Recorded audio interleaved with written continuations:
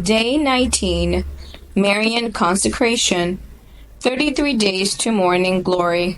Heart Pondering Prayer. Are you ready for your consecration to Mary? If not, then get ready.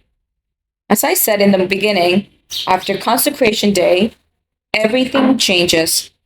A gloriously new day dawns in our spiritual lives. Indeed, when we give Mary our yes, she begins to arrange all the events and details of our lives in such beautiful, tender, and loving ways. So, we need to get ready. Specifically, we need to get ready to recognize the multitude of mercies that will come to us through her spouse, the Holy Spirit. Oftentimes, we don't recognize the many gifts that God pours out to us in our daily lives. But we do recognize our daily annoyances, burdens, difficulties, and inconveniences. These win our attention. These get us complaining. These get us in a bad mood and sap our energy. Wouldn't it be a tragedy if, after we started receiving even more gifts and graces through our consecration, we didn't change this negative attitude? Yes, it would be. So, we need to get ready, and Mother Teresa will help us. Mother Teresa lived in some of the poorest environments on earth. She had to put up with burning heat, bad breath, stuffy rooms, nagging fatigue, endless responsibilities, bland food, hard beds, body odor, cold water bathing, and an agonizingly deep spiritual aridity. Yet, despite all this, she radiated joy. She smiled.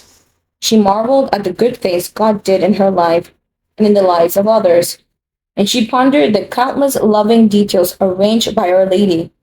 Seeing and recognizing all this, she didn't complain. How did Mother Teresa develop such a spiritual sensitivity and attitude of gratitude? What was her secret? Two things.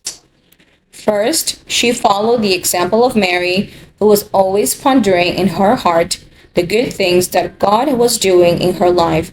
See Luke chapter 2, verse 19 and 51.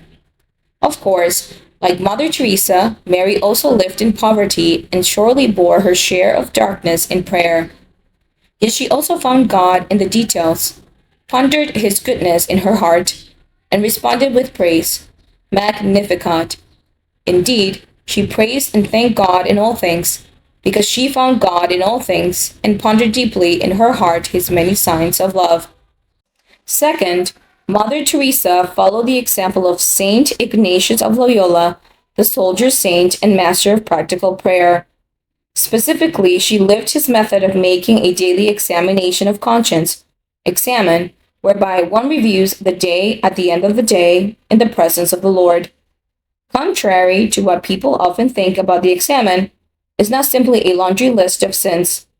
In fact, Ignatius directs people to spend most of their time reflecting not on sins, but on the blessings of the day.